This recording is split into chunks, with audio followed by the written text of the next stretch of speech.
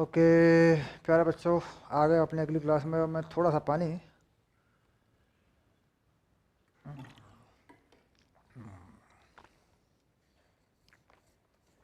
P लेता हूँ।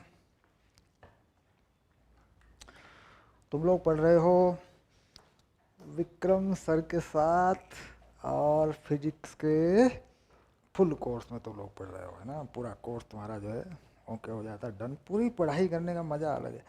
पूरी पढ़ाई बड़ा संतोष देती है। पेपर एग्ज़ाम तक पहुंचते हैं या कुछ करते हैं तो फिर होता है यार, एक एक मन में सवाल नहीं रहता हमारे कि यार हमने पूरा नहीं पढ़ा। शिकायत रहती है पूरी पढ़ाई नहीं की, तो वो फिर वो दिक्कत होती है, सारी ज़िंदगी वो शिकायत बनी रहती है। तो पूरा पढ़ लें एक बार अच्छे से, फिर वो शिकायत नहीं रहती, और जो भी परिणाम होते हैं हमारे जीवन में उसके बहुत अच्छे आ जाते हैं। चलिए अब लेते हैं इसका। देखें, हमने यहाँ पर श्यान बल में दो बल अभी देखे हैं। श्यान बल में हमने दो बल देखे हैं, विस्कस फोर्स, है ना। दो बल हमने देखे हैं श्यान बल में। एक हमने देखा है द्रव्य की परतों पर, ये था minus eta A D V by D X. ये जो डी वी है इसे ऐसे भी लिख सकते हो, कोई बड़ी चीज़ नहीं है, माइनस एन, क्योंकि ये अवकलनीय अवस्था होती है। ये था द्रव्य की परतों के लिए बना दिया था तुम लोगों ने। और एक गोलीय वस्तु के लिए श्यान बल था, स्टोक का नियम था,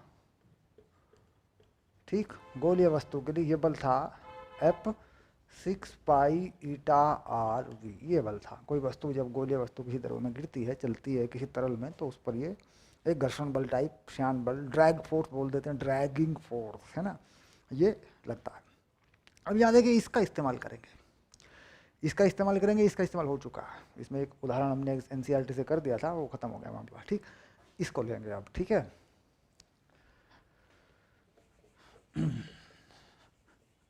तो क्या प्रभाव ये डालता है, इसका अनुप्रयोग क्या है, ये हम लेंगे अभी श्यान बल में। तो हम लेंगे सीमांत चाल, हम लिखेंगे सीमांत चाल।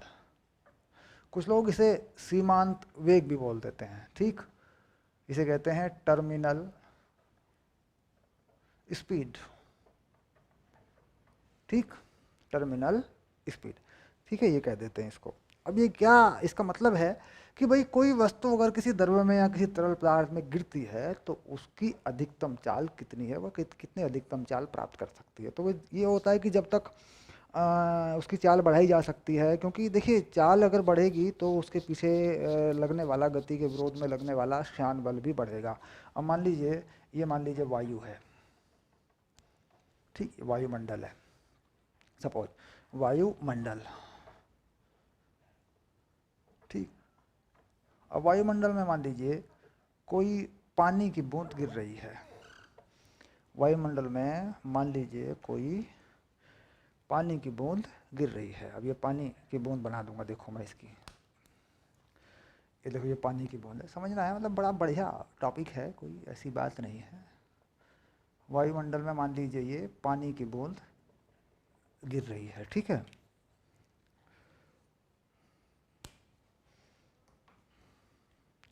ये मान लीजिए पानी की बूंद,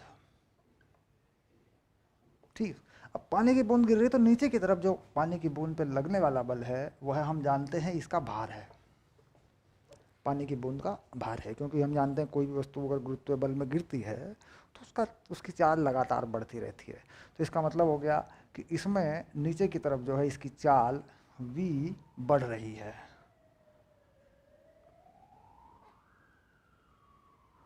चाल जो है इसका v बढ़ रहा है, ठीक। अब हम कह रहे हैं कि साहब वायुमंडल है, तो वायु के जो कण हैं, हवा के जो कण हैं, वायु कण जो हैं, वह इस पे ऊपर की तरफ घर्षण बल लगा रहे हैं। अभी जो वायु कण है, देखो ये इस पे ऊपर की तरफ घर्षण बल लगा रहे हैं, ये हैं वायु कण, यानी इस बूंद को गिरने से रोकने की कोशिश कर रहे हैं, क्योंकि हवा तो है रास्ते में, हवा का घर्षण या हवा की श्यानता इस पे लगी हुई है। तो ये जो बल इस पे लगा है, हम ये कह रहे हैं कि भाई ये बल जो है स्टोक के अनुसार है, ये है 6 पाई ईटा आर वी, इस पे लगा हुआ है। दूसरी बात कि जो वायु है, ठीक, उसका एक बायोंसी फोर्स भी है, उत्प्लावन बल भी है, वो भी इस पे ऊपर की तरफ लगा हुआ है। ये है एफ बायोंसी फोर्स, इसे हम कह रहे हैं उत्प्लावन बल। वायु का उत्प्लावन बल, ये भी हम कह रहे हैं। तो दो बल ऊपर की तरफ लगे हुए हैं। अब जो उत्प्लावन बल है ये तो नहीं बढ़ेगा घटेगा, इससे तो कोई मतलब नहीं, क्योंकि ये उत्प्लावन बल क्या होता है? उत्प्लावन बल होता है कि द्रव द्वारा या तरल द्वारा हटाए गए द्रव का या तरल का जो भी भार होता है वही उत्प्लावन बल होता है। लेकिन ये जो बल है, देखो ये जो बल है, ये देखो ये v के हिसाब से है। इसमें ये देखो ये चाल है, मान लीजिए नीचे की तरफ चाल बढ़ रही है तो ऊपर की तरफ ये बल बढ़ रहा है। चाल के साथ साथ हो रहा है ये सब, चाल बढ़ती जा रही है बल बढ़ता जा रहा है, चाल बढ़ती जा रही है बल बढ़ता जा रहा है। तो एक स्थिति ऐसी आ जाएगी, देखो ये है चाल के हिसाब से बढ़ने वाला बल, ऐसे v, ठीक। एक स्थिति आ जाएगी कि चाल का मान भी बल का मान भी, ठीक, दोनों फिक्स हो जाएंगे। भाई चाल को बढ़ने नहीं देगा क्योंकि चाल के विपरीत लगा है, चाल बढ़ने के साथ बढ़ रहा है ये, और चाल भी बढ़ रही है, दोनों फिक्स हो जाएंगे। तो कुछ कैसी स्थिति हो जाएगी कि दोनों का मान, लेकिन कुछ देर तक ये जो है बढ़ता रहेगा, कुछ देर तक, कुछ देर के लिए ग्राफ है, बाद में दोनों एक जैसे हो जाएंगे, फिर ये भी फिक्स हो जाएगा ये भी फिक्स हो जाएगा, ना ये बढ़ेगा ना ये बढ़ेगा। तो कुल मिलाकर ये जो ग्राफ है ये कुछ दूर तक काम करेगा और बढ़ेगा। अब चाल बढ़ने के साथ साथ बल बढ़ेगा, तो कह रहा ये साहब इस तरह का मामला होगा, इस तरह का ये ग्राफ होगा, लगभग लगभग ऐसा, ठीक। ये जो ग्राफ है इसे कहते हैं चर घातांकी। चर घातांकी, तुम्हें ये परवलय टाइप लग रहा है, ये परवलय टाइप नहीं है, ये चर घातांकी है, और ये काम भी यहीं तक करेगा। कह रहा साहब जितना विस्कस फोर्स यहाँ तक बन गया, जितनी चाल यहाँ तक बन गई। तो कह रहा ये अधिकतम चाल है, ये अधिकतम चाल है, इससे ज़्यादा चाल नहीं बनी, बढ़ते बढ़ते बढ़ते बढ़ते बढ़ गई और वो तो पीछे बल बढ़ गया तो बैलेंस कर गए दोनों, ठीक। तो ये जो चाल है इसे कहते हैं सीमांत चाल, सीमांत चाल, ठीक। अब परिभाषा, किसी तरल में मुक्त रूप से गिरने वाली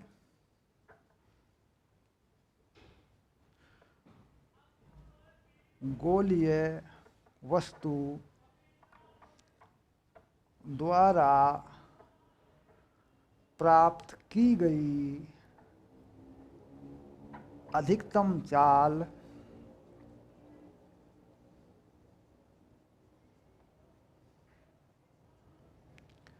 सीमांत चाल कहलाती है।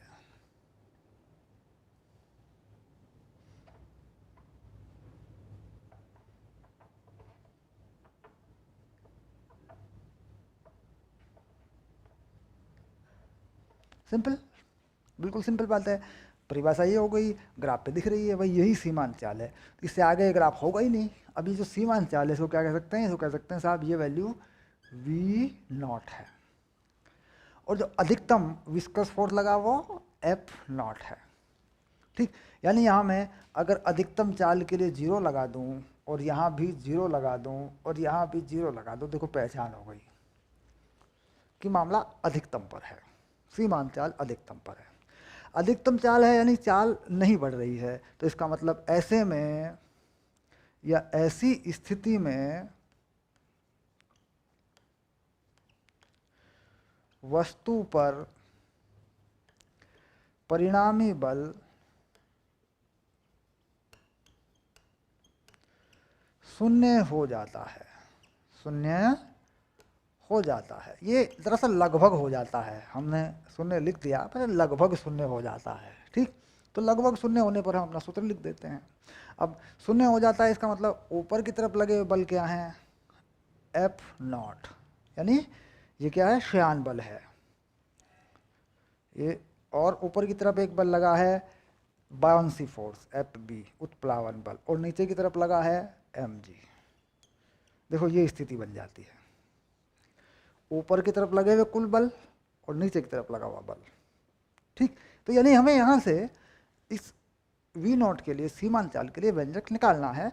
बात बिल्कुल सरल है, हमें वैल्यू लिख देनी है सबकी, मान निकाल देना है। चलिए मान निकाल देते हैं। तो बात समझ में आ गई किस तरीके से चीज़ें हो रही हैं। अब इसे हटा लेता हूँ, इसका सूत्र बना के दे देते हैं। ध्यान रखिए मोस्ट इंपॉर्टेंट है, सीमांत चाल का व्यंजक स्थापित कीजिए।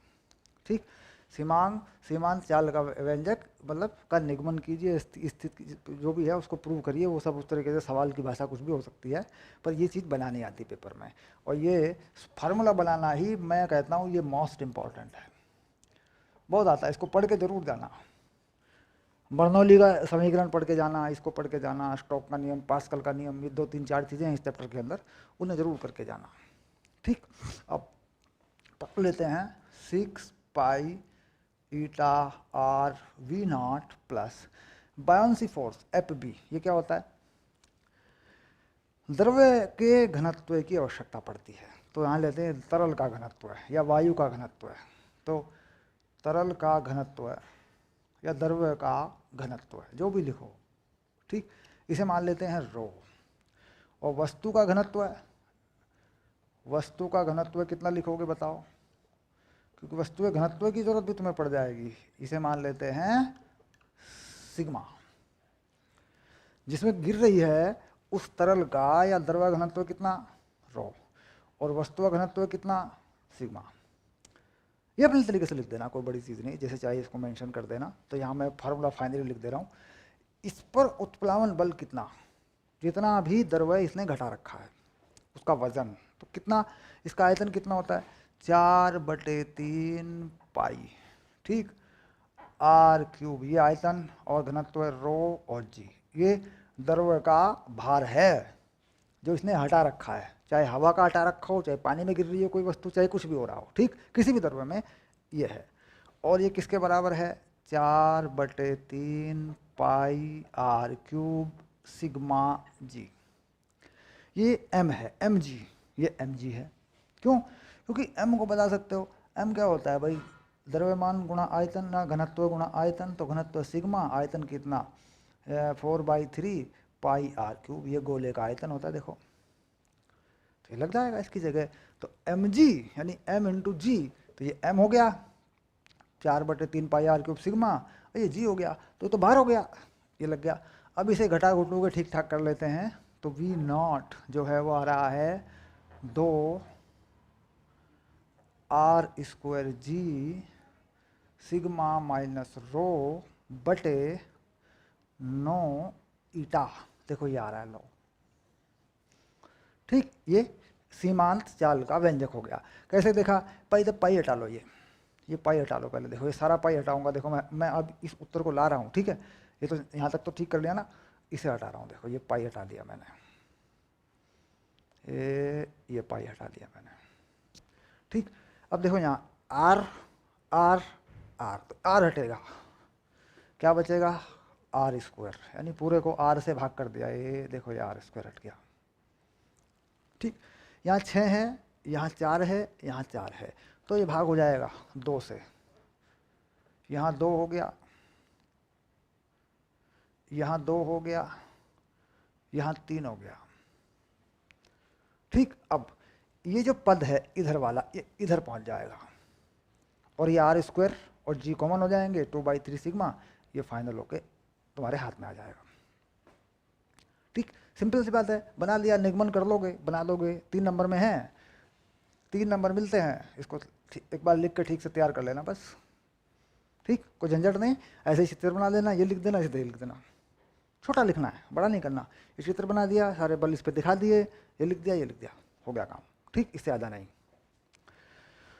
तो ये हो गया सीमांत यानी टर्मिनल स्पीड के लिए व्यंजक।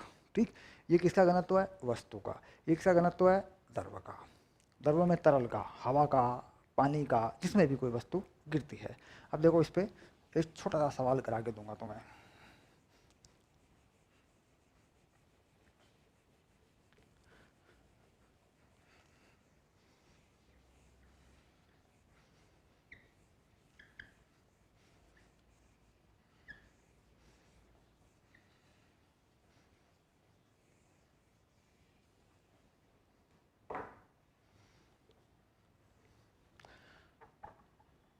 वस्तु का घनत्व सिग्मा बराबर एक्स,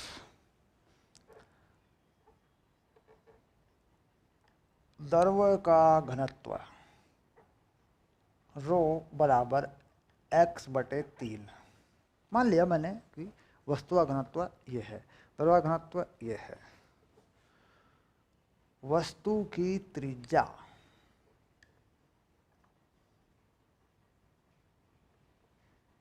R0, द्रव्य लिख दिया, देखो है,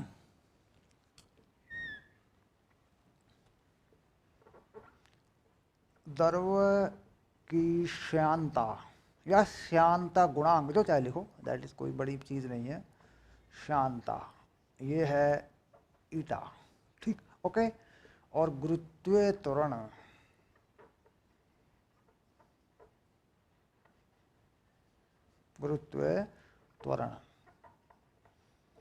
ये है जी, ठीक।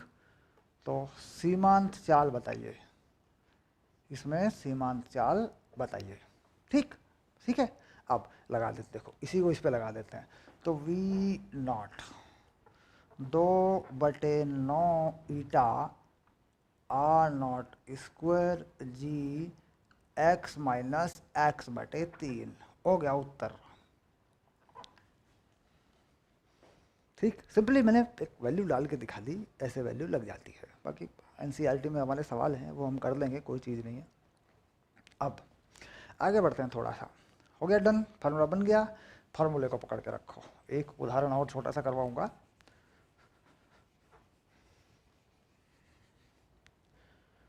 अब आता है श्यान बल द्वारा शक्ति क्षय, शक्ति क्षय बोलते हैं पावर लॉस, ठीक, यानी शक्ति को खराब करना, नुकसान करना, क्योंकि एक बल है और हम जानते हैं ये घर्षण बल है ना, घर्षण बल है तो शक्ति खराब करेगा, कोई ना कोई शक्ति कहीं से कोई ना कोई ऊर्जा प्राप्त होगी, उसका नुकसान करेगा। तो कितनी होती है पावर? पावर होती है बल इंटू वेग, एफ डॉट पी, या ऐसे लिख सकते हैं, देखो इसमें हम ऐसे भी लिख देते हैं, तुमने पढ़ा होगा, ठीक। अब ये क्या है, इसका मान हमें निकालना है। तो श्यान बल में हम श्यान बल का मान लिख देंगे 6 pi eta R V not, और ये वी तो वी नॉट है ही, तो ये हो गया 6 pi eta R V not square, ठीक।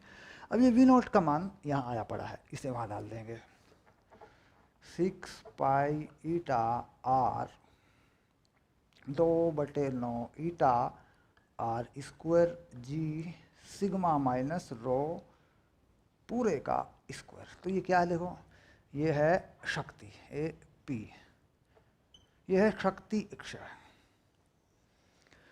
अब देखो यहाँ पे जरा ठीक से ठीक है, आर की पावर कितनी है, 2 ये रही, 2 रही 4 हो गई, ये कितनी हो गई 5 हो गई। तो शक्ति अक्षय समानुपाती हो गया त्रिज्या की पावर 5 के, ठीक। यानी मान लीजिए एक बरसात की बूंद गिरती है, मान लीजिए इसकी त्रिज्या कितनी है आर, ये कितनी शक्ति करती है P1, ये है R1 की पावर 5। दूसरी बड़ी बूंद है, इसकी त्रिज्या कितनी है 2R, तो ये कितनी शक्ति क्षय करेगी P2, 2R की पावर 5। तो कितना हो गया P2 हो गया 32 P1, चाहे देख लो, देखो 32 P1 हुआ कि नहीं। अगर गोले की त्रिज्या डबल कर दी तो शक्ति, ऊर्जा का नुकसान प्रति सेकंड, शक्ति कार्य एकांक समय में कार्य बटे समय, है ना, कितना हो गया 32 गुना हो गया, ठीक। तो दैट इज, ये कंसेप्ट ध्यान रखना है, ओके डन।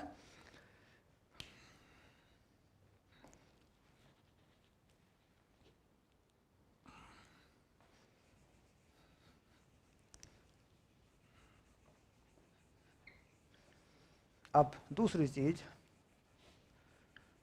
शक्ति मिल गई, श्यान बल, जब कोई वस्तु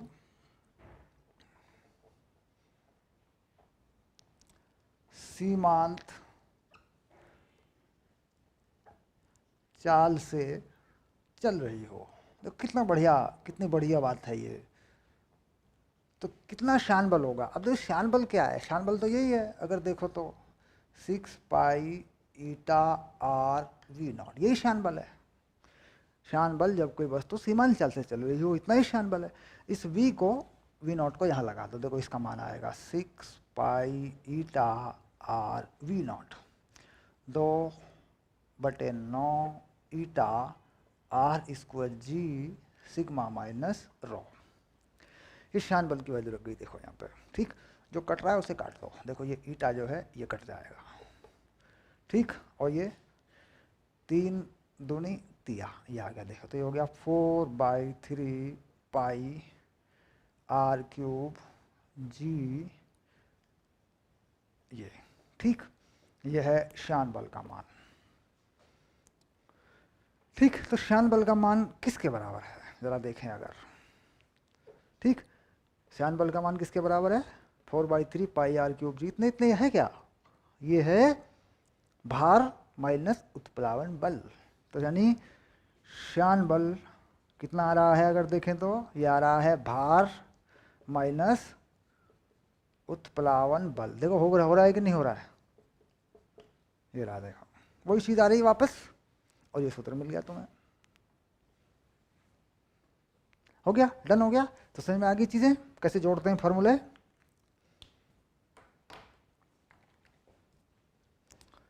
ओके डन।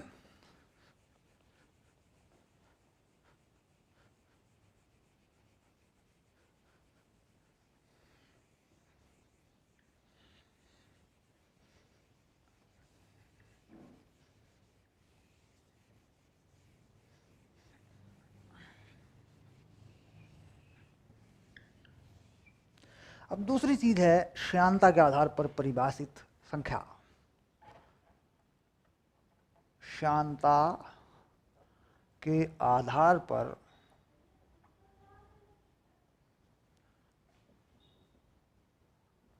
परिभाषित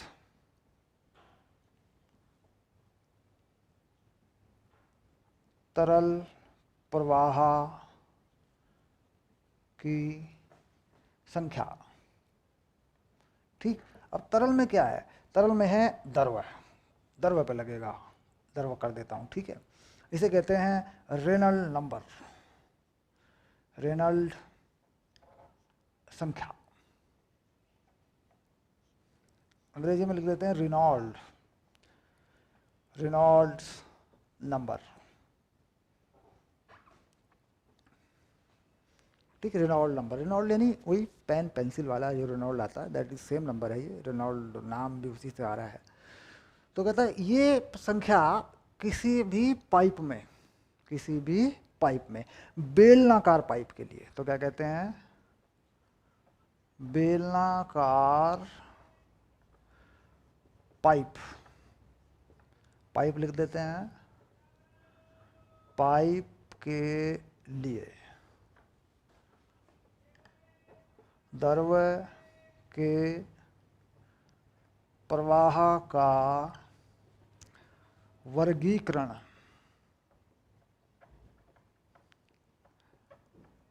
करने के लिए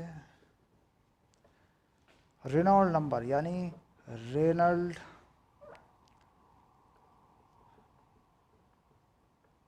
संख्या का उपयोग, बढ़िया बात है, किया जाता है। इस चैप्टर में ऐसा झंझट नहीं है, सीधी सी बात है सब, मतलब पढ़ लो, समझ लो, थोड़ा थोड़े समझने से काम हो जाता है। ठीक, सीधा पेपर में, कंपटीशन में हो या 11वीं कक्षा में जो भी। अब रेनॉल्ड नंबर को ऐसे लिखते हैं, देखो NR जो होता है रो वी डी बटे ईटा। अब रो द्रव का घनत्व, वी द्रव की चाल। ठीक, डी पाइप का व्यास, व्यास को क्या बोलते हैं अंग्रेजी में, इसे बोल देते हैं डायामीटर। ठीक, अच्छा, और ये ईटा तुम जानते ही हो, ये है श्यानता गुणांक, किसका, द्रव का, जो द्रव बहता है उसका। ठीक, और किसका होगा भाई, उसी का होगा, ये लो। ठीक, ये है रेनल्ड संख्या। ठीक, अब रेनल्ड संख्या में क्या है, ये रेनल्ड संख्या जो है क्या बताती है, अभी तुम्हें वो सारी जानकारी भी दूंगा मैं, ये रहा। ठीक, अब यहाँ पे हमारे पास कुछ फ्लो थे, इसमें एक फ्लो था हमारे पास लेमिनार फ्लो। हमने कहा था कि एक फ्लो था हमारे पास लेमिनार फ्लो। ठीक, एक था स्ट्रीम लाइन फ्लो, जिसे हमने कहा था धारा रेखी प्रवाह, हमने कहा था धारा रेखी प्रवाह। ठीक, एक था क्षुब्ध प्रवाह, शुद्ध प्रवाह, यानी कहीं कुछ है कहीं कुछ है। एक था लेमिनार फ्लो, लेमिनार प्रवाह। ठीक, तो ये तीन तरह के प्रवाह थे, लेकिन जो धारा रेखी प्रवाह था इसी को पढ़ते हैं हम, इसी को हम पढ़ते हैं। और धारा रेखी प्रवाह का ही एक प्रवाह है लेमिनार प्रवाह भी है, और ये शुद्ध प्रवाह अलग होता है, इसको हम नहीं पढ़ते। तो अगर यहाँ से प्रवाह बता सकते हैं, यहाँ से आप प्रवाह बता सकते हैं, तो यहाँ पर हम बस ये लिख देंगे कि कहाँ तक लेमिनार प्रवाह या धारा रेखी प्रवाह होता है। तो कहते हैं N0 से NR, और ये 2000 तक अगर नंबर आता है, दैट इज लेमिनार प्रवाह, बस। और लेमिनार प्रवाह में हम कह देते हैं धारा रेखी प्रवाह, दोनों, क्योंकि हर धारा रेखी प्रवाह लेमिनार प्रवाह होता है, लेकिन हर लेमिनार धारा रेखी नहीं होता। तो दैट इज क्या कि हर लेमिनार प्रवाह धारा रेखी प्रवाह होता है, और संख्या लेमिनार बता रही है, तो धारा रेखी प्रवाह तो हो ही गया। हर धारा रेखी प्रवाह लेमिनार नहीं होता, तो पहली शर्त ये है कि ये लेमिनार बता रहा है, लेमिनार की लिमिट बता रहा है। तो ये तो बात पक्की है कि वहां पे धारा रेखी तो है ही, धारा रेखी प्रवाह पर हमारे समीकरण भी काम करते हैं। तो दैट इज, ये नाम जो है लेमिनार प्रवाह। ठीक, ये चीज मायने रखती है। लेमिनार कैसा प्रवाह है, एक बार फाइनल कर देता हूं। कह रहा है अगर किसी पाइप में कोई द्रव बहता है, मान लीजिए किसी पाइप में कोई द्रव बहता है ऐसे, ठीक, तो इसमें कोई भी क्षेत्रफल काटें, कोई भी क्षेत्रफल काट दें, ऐसे कोई क्षेत्रफल काट दें, ऐसे देखो कोई क्षेत्रफल काट दिया मैंने, इसमें कोई भी काट दें इसमें। कहते हैं इस काट के हर बिंदु पर चाल समान होती है। यह है धारा रेखी प्रवाह या लेमिनार प्रवाह। धारा रेखी प्रवाह में क्या कह रहा है कि किसी भी बिंदु पर चाल फिक्स होती है। मान लीजिए इस बिंदु से जो भी अणु गुजरेगा उसकी चाल वही रहेगी, ये धारा रेखी प्रवाह। लेमिनार क्या कह रहा है कि सारे ही बिंदुओं पर चाल समान है। ठीक, तो दैट इज क्या कि दोनों ही बातों पर ये संख्या काम कर जाती है। लेमिनार यहाँ तक है तो लेमिनार है, तो हर बिंदु पर वही चाल है, और या हर बिंदु पर समान है, तो धारा रेखी प्रवाह तो हो ही गया। यानी हर लेमिनार धारा रेखी तो है ही, लेकिन हर धारा रेखी लेमिनार नहीं है। लेमिनार में समान होने चाहिए चाल, धारा रेखी में किसी स्थिति पर चाल वही होती है। कोई बिंदु फिक्स कर लें, उस पर चाल सबकी वही होनी है। लेमिनार हर बिंदु पर वही होनी है। तो बात को समझ रहे होंगे कि लेमिनार के लिए नंबर है, तो ये लेमिनार है तो धारा रेखी तो वैसे ही हो जाएगा, कोई इशू नहीं है। तो यहाँ पर ये हम बता देते हैं कि साहब ये लेमिनार प्रवाह है। रेनॉल्ड नंबर लेमिनार प्रवाह की सीमा बताता है। इसके बाद जो प्रवाह होता है वो क्षुब्ध प्रवाह होता है, उसे कहते हैं टर्बुलेंस, यानी उसमें चाल सब गड़बड़ हो गई है, तो वो प्रवाह धारा रेखी भी नहीं होता, तो क्षुब्ध प्रवाह होता है। उसकी कहानी खत्म हुई, उसमें रेनॉल्ड नंबर ज़्यादा होगा। यानी रेनॉल्ड नंबर जब बढ़ता है तो यहाँ पर 2000 पे आके लेमिनार की लिमिट सीमा खत्म हो जाती है। फिर शुद्ध प्रवाह होता है, टर्बुलेंस पैदा हो जाती है, जहाँ पर अलग अलग जगहों पे अलग अलग चाल होती है अणुओं की। दूसरी चीज़ ये संख्या बेलनाकार पाइप के लिए है, सिलेंड्रिकल पाइप का फार्मूला है ये, ठीक, दैट इज फॉर बेलनाकार पाइप। सीधा हो गया, सीधी सी परिभाषा हो गई, लिख दी, संख्या लिख दी, ये बता दिया, फिनिश, ये शर्त लिख दी, बस, ठीक है। इतनी बात जो बोर्ड पे लिखिए, लिख के आओ, ठीक। तो हमें मिलेंगे 2 number. But this is not most important topic of this chapter. इस चैप्टर का ये बहुत महत्वपूर्ण टॉपिक नहीं है। इसके वही चैप्टर के महत्वपूर्ण टॉपिक हैं, बर्नौली का इक्वेशन, स्टोक का नियम, पास्कल का नियम, आगे फिर मैं सरफेस टेंशन पृष्ठ तनाव पढ़ाऊंगा, उसमें एक सूत्र है वो, वही सब इसकी इंपॉर्टेंट चीज़ें हैं। चलिए,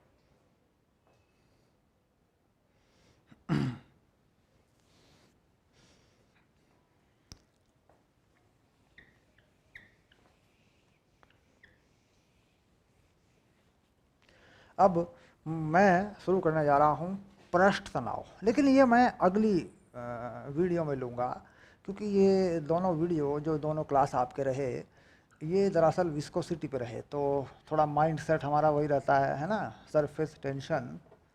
ये अगली क्लास में लेंगे, और ये भी 2 छोटी छोटी क्लास का काम है, बना देंगे इसको भी, ठीक है। चैप्टर खत्म, उसके बाद कुछ सवाल है वो कर देंगे, दैट फिनिश, ठीक है। मिलते हैं अगली क्लास में।